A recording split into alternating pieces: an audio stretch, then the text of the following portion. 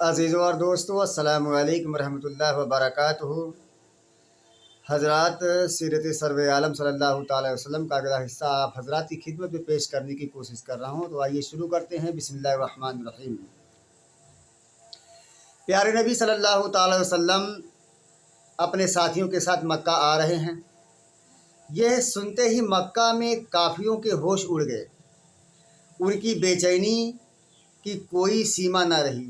अब उन्हें जो कुछ उम्मीद था खालिद से थी। उनका ख्याल था कि खालिद हमले में कामयाब हो जाए तभी जान बच सकती है, आबरू भी उसी समय बाकी रह सकती है, वरना फिर तबाही ही तबाही है, हमेशा की बेइज्जती और रुसवाई ही है। ये लोग खालिद तो लौट आए, कह रहे हैं कि मोहम्मद हुदैबिया में ठहर गए। हमले की पूरी योजना धूल में मिल गई, सारी स्कीम फेल हो गई। अब वे क्या करें? मुहम्मद सल्लल्लाहु अलैहि वसल्लम, जिनको उन्होंने अपने यहाँ से निकाल दिया था, आज दोबारा लौट आए। इस समय वे अकेले और बेसहारा भी नहीं, जानिसारों की एक फौज है जो उन पर कुर्बान होने के लिए बेकरार है। उन्होंने उहद में मुसलमानों को हरा तो दिया था, लेकिन उनकी बहादुरी का लोहा भी मान लिया था। उन्हें अंदाज़ा हो गया था कि मुसलमान जान तो दे सकते हैं, दीन नहीं छोड़ सकते। दीन तो उनको जान से भी प्यारा है। कुरैशी सरदार फिर दारुन नदवा यानी मंत्रणा गृह में जमा हुए। हर एक उदास था, हर एक के चेहरे पर चिंता और घबराहट छाई हुई थी। मुसलमान अगर मक्का में घुस आए तो कुरैश की क्या इज्जत रह जाएगी, दूसरों की निगाह में उनका क्या वजन रह जाएगा। यह सोचकर उनका स्वाभिमान भड़क उठा और उन्होंने कसम खाई, जब तक जान में जान है मोहम्मद का मक्का में कदम रखना नामुमकिन है। सब सिर जोड़कर बैठे, आपस में मशवरे करने लगे कि क्या किया जाए। मोहम्मद मक्का के बाहर से हमें धमकी दे रहा है। कुरैश में भी उसके बहुत से यार और मददगार हैं जो उसको सच्चा नबी समझते हैं। ये तो हमारे लिए आस्तीन के सांप हैं। अगर मुसलमानों से हमारी लड़ाई छिड़ गई तो ये दोस्त बनकर हमें डसेंगे, फिर तो हमारे लिए बड़ी आफत होगी। एक बोला, मोहम्मद कहते हैं कि हम लड़ने नहीं आए हैं। अगर ऐसा है तो हमें चाहिए कि उनसे नरमी से पेश आएं, किसी तरह समझा बुझा कर उन्हें वापस कर दें। अब अगर नीयत खराब हुई, उन्होंने लड़ाई की आग भड़कानी चाही, तो हम भागने वाले कब हैं? लड़ाई तो हमारा असल मैदान है, लड़ना भिड़ना ही तो हमारा काम है। हमारे भाई, तब क्या किया जाए? एक कुरैश सरदार ने सवाल किया। मेरी राय है कि बनी खुजाआ के कुछ आदमी भेज दिए जाएं। वे जाकर पता लगाएं कि मोहम्मद सल्लल्लाहु अलैहि वसल्लम चाहते क्या हैं और जिस तरह हो सके उन्हें समझाने बुझाने की कोशिश करें। उस आदमी ने जवाब दिया, बनी खुजा को भेजने की क्या राज है? हमें तो उनसे गद्दारी का खतरा है। वे तो मोहम्मद के दोस्त और वफादार हैं। कुरैशी सरदार ने फिर सवाल किया, इस तरफ से बिल्कुल बेफिक्र रहो। मक्का में उनकी ज़मीनें और जायदादें हैं, बीवी और बच्चे हैं। वे हमारे साथ गद्दारी करके जाएंगे कहाँ? उस आदमी ने इत्मीनान दिलाया। सबको यह राय बहुत पसंद आई। नुमाइंदगी के लिए बनी खुजा के कुछ आदमी चुन लिए गए। बुदैल खुजाई उनका सरदार बना। ये लोग प्यारे नबी सल्लल्लाहु अलैहि वसल्लम से मिलने के लिए रवाना हो गए।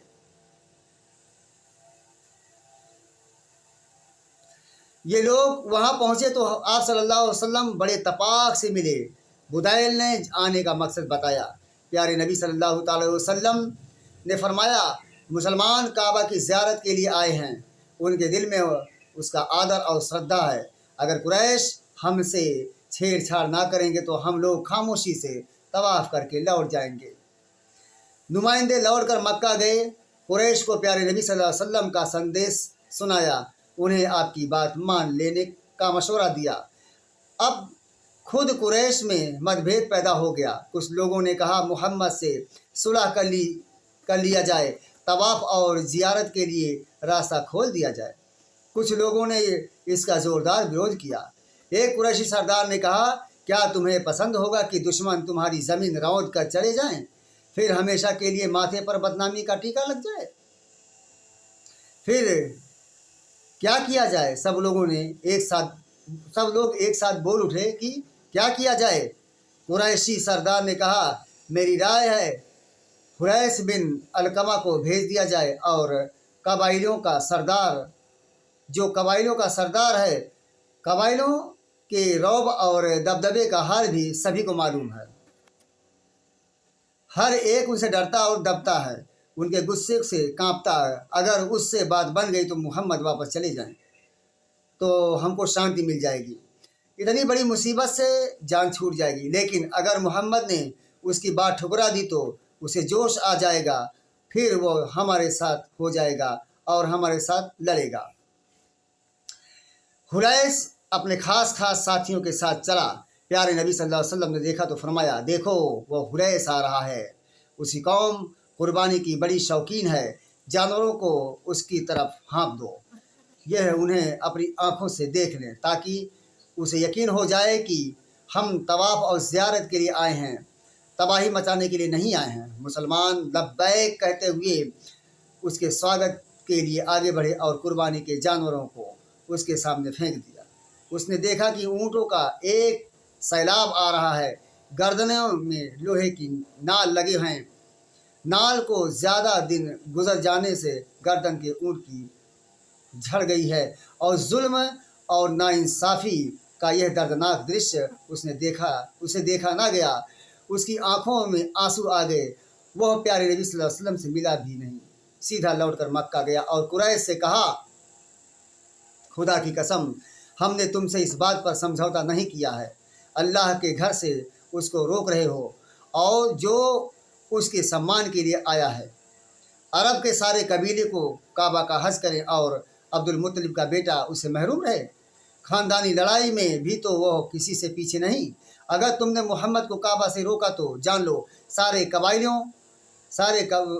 कबाइलों का को लेकर मैं अलग हो जाऊंगा और मोहम्मद की तरफ से तुमसे युद्ध करूंगा।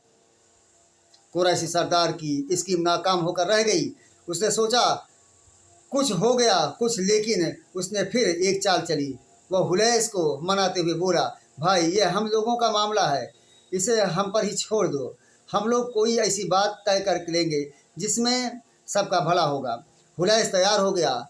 उसने वादा कर लिया कि उनके इस मामले में कोई दखल न देगा। कुरैश को कबाइलों की तरफ से इत्मीनान हो गया। उन्होंने 50 बहादुरों को भेजा कि रात में मुसलमान पर हमला कर दें।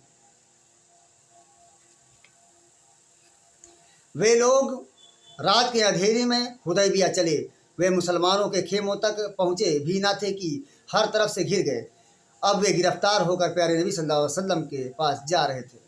प्यारे नबी सल्लल्लाहु अलैहि वसल्लम खेमे से बाहर आए, देखा तो वे सब भय से कांप रहे थे। आपने फरमाया, तुम्हारे कत्ल में अब क्या चीज़ रोक बन सकती है, जबकि तुम्हारा जुर्म इतना संगीन है। दुश्मनों ने कहा, आपकी सहनशीलता, आपकी रहमदिली और मेहरबानी। आप सल्लल्लाहु अलैहि वसल्लम ने फरमाया, मैंने तुम्हें माफ़ कर दिया। अपनी कौम में जाओ और उनसे कहो कि मोहम्मद खून खराबे के लिए नहीं आए हैं, शायद उन्हें होश आ जाए। वे लौट कर अपनी कौम में गए। प्यारे नबी सल्लल्लाहु अलैहि वसल्लम ने उन्हें इत्मीनान दिलाया था, लेकिन उन्होंने तनिक भी इत्मीनान ना था। उन्हें यकीन था कि अब पूरी कौम की शामत आएगी। उनकी समझ में नहीं आ रहा था कि इतना बड़ा जुर्म भी माफ़ हो सकता है। इसके बाद आप सल्लल्लाहु अलैहि वसल्लम ने हज़रत उस्मान रज़ी अल्लाह तआला अन्हु को भेजा कि कुरैशी सरदारों से मिलें और उनसे बात तय करें। मक्का में हज़रत उस्मान रज़ी अल्लाह तआला अन्हु के चचेरे भाई भी थे। उनका नाम अबान बिन सईद था। हज़रत उस्मान रज़ी अल्लाह तआला अन्हु ने उन्हीं की हिमायत यानी अमान में मक्का गए। कुरैश को प्यारे नबी सल्लल्लाहु अलैहि वसल्लम का संदेश सुनाया और कहा, अब दो ही सूरतें हैं, या तो तवाफ़ का मौका दो या लड़ाई के लिए तैयार हो जाओ। कुरैश ने कहा, तुम तवाफ़ कर लो, सिर्फ तुम्हारे साथ हम यह रियायत कर सकते हैं, अन्य मुसलमानों को तो वैसे ही वापस जाना होगा। हज़रत उस्मान रज़ी अल्लाह तआला अन्हु इस पर तैयार हो सकते थे। انہوں نے کہا یہ تو قیامت تک نہ ہوگا، تمہیں سارے مسلمانوں کو طواف کا موقع دینا ہوگا۔ وہ بولے اچھا تمہاری مرضی، ہاں یہ بھی جان لو کہ اب تم ہمارے قیدی ہو، یہاں سے تم واپس نہیں جا سکتے۔ اب حضرت عثمان رضی اللہ تعالیٰ ان کے بندی تھے۔ مکہ میں چرچا ہو گئی کہ عثمان رضی اللہ تعالیٰ عنہ قتل ہو گئے۔ یہ افواہ مسلمانوں کے کانوں میں پہنچی تو جو سے بے قرار ہو گئے۔ آپ صلی اللہ علیہ وسلم نے فرمایا عثمان کے خون کا بدلہ لینا ہم پر فرض ہے۔ یہ کہہ کر آپ ببول کے پیڑ کے نیچے بیٹھ گئے اور سارے مسلمانوں نے جان کی بازی لگا دینے کا پرتجھیا کیا۔ ابو سنان اسدی رضی اللہ تعالیٰ عنہ آگے بڑھے، آپ کے ہاتھ پر بیعت کی۔ ان کے بعد سارے مسلمانوں نے بیعت کی۔ اب تلواریں میان سے باہر آ گئیں۔ اعلان ہو گیا کہ سب لوگ لڑائی کے لیے تیار ہو جائیں۔ جان قربان کرنے کی یہ بیعت اللہ کو بہت پسند آئی۔ قرآن میں بھی اس کی تعریف ہے، اسی لیے یہ بیعت رضوان کے نام سے مشہور ہے۔ صدق اللہ مولانا العظیم۔